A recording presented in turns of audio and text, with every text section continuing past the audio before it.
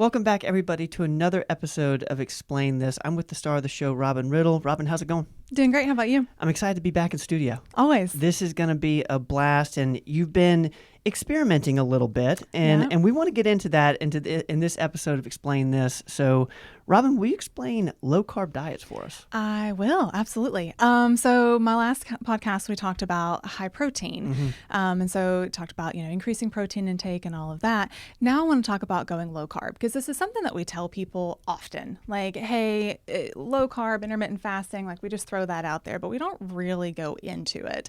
And it's not something that I had ever done before. And I'm all about, if I'm going to recommend it to somebody, I want to try it at some point.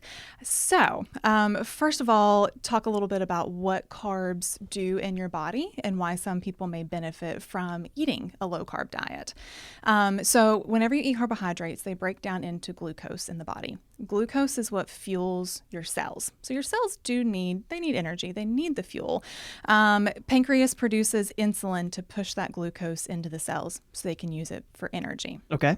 Got it. Simple carbohydrates, things that are high in sugar, syrups, sodas, things like that, they hit the bloodstream and almost instantly turn into that glucose, those sugars that the cells need. Okay. Which means you get a rapid rise in blood sugar level. And then a big spike in insulin levels. And so that really rapid increase in that blood sugar and then that dumping of insulin can make some people feel really bad.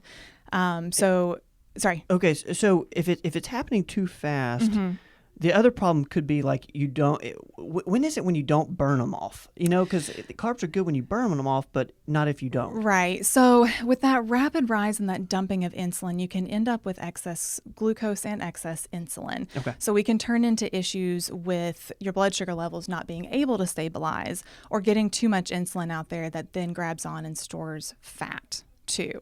Got it. So those simple carbohydrates are the ones that your body's not going to utilize it correctly. Is there some examples of those?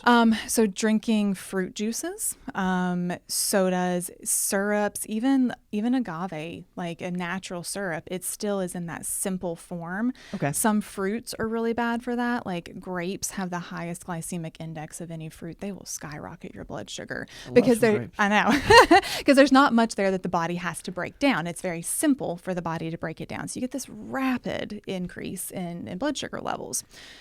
Then you have complex carbohydrates and starches. So complex carbs are going to be things like sweet potatoes, brown rice, things like that the body has to work a little bit harder to break down. Whole wheat, things that have fiber in them, because fiber also slows that breakdown. So we slow down the effect on the blood sugar level and the insulin levels. What's interesting is I didn't realize that you wanted it to be difficult for the body to break it down. We want to make it a slow, easy process. Interesting, and that probably helps with digestion. It does, yeah. So we just don't want to slam the system with tons of sugar. Okay. And a lot of the carbs that people eat are the refined, processed, not your good, slow digesting, natural carbohydrates. So if you're going to get carbs in the diet, the better way is to get complex carbs that have fiber that are going to be slow breakdown. So vegetables have carbohydrates in it. That's a great way. If you're going to get any, do them through vegetables. Your beans, whole wheat, brown rice. And again, some fruits are going to have a slower release than others.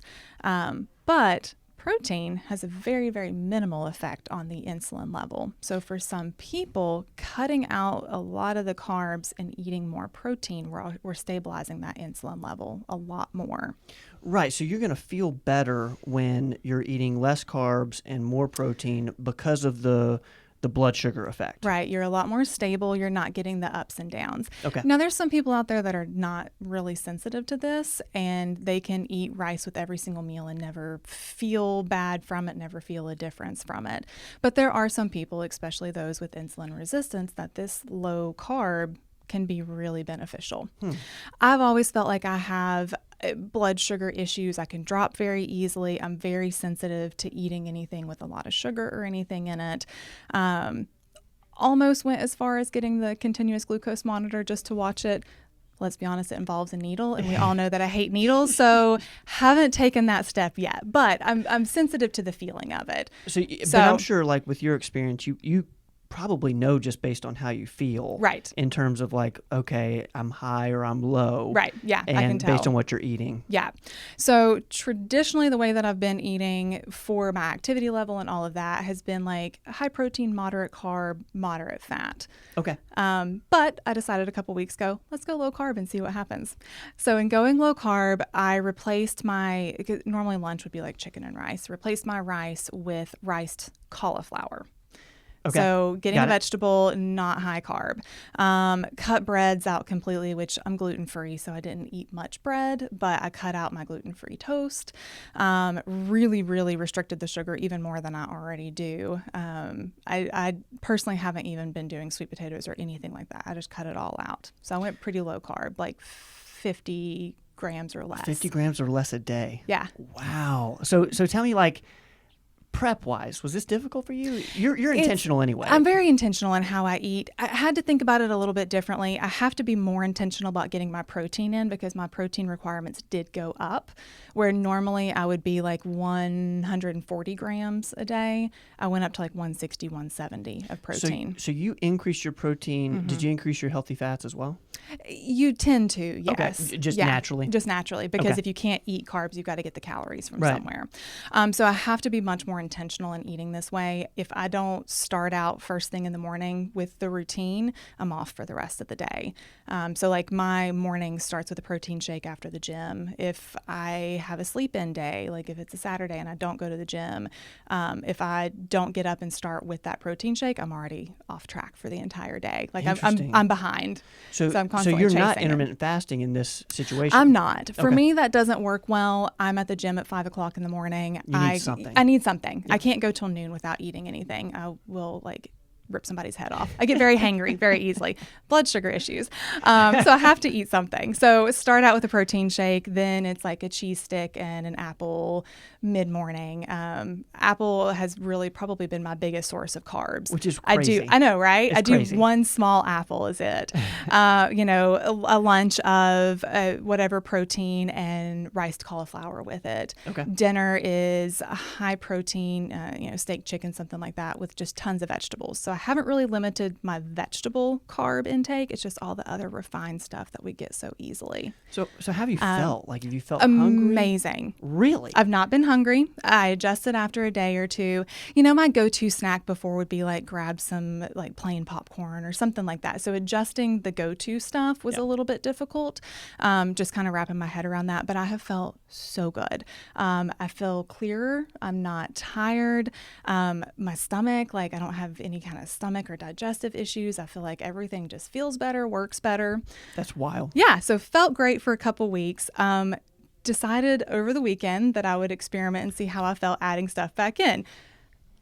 Bad call, but it was for science, so whatever. Threw everything back in. And normally I'm low sugar, and I threw sugar back in as well. I swear to you, I felt like I had the flu afterwards. Oh. It was awful. So definitely proved to me I feel better low carb. My energy levels are still great. I'm still exercising. Everything feels wonderful. So is this something that's sustainable for you?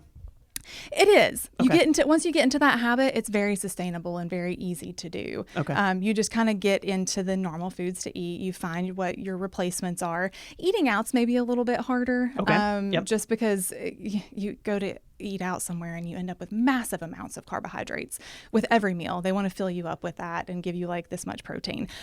So eating out's probably a little bit harder, but everything else, like once I got past that initial, like, what do I eat?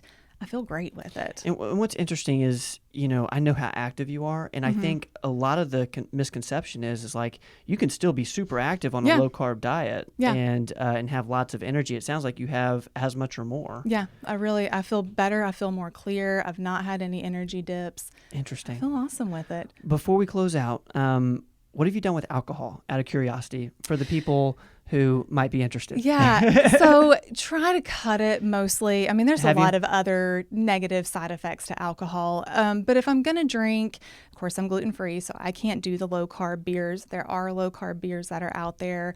They make Trulies that are like the seltzer drinks, something like that are really so that fits low-carb. the low-carb requirement? Mm-hmm. Yeah, they're low sugar, low carb. People could do like a vodka tonic or something like that. not my thing. I would rather just cut it out. Got it. But you can do that, a dry red wine occasionally, everything in moderation. Everything in moderation. Yeah. Well, Robin, thank you for explaining low carb. Guys, try it out. I might try it out myself this week. We'll see, and maybe I'll report back. We'll see. Guys, this has been Explain This. I'm with Robin Riddle. I'm your host, Ben Rogers. Thank you guys for hanging out with us. We'll see you next time. Don't go away.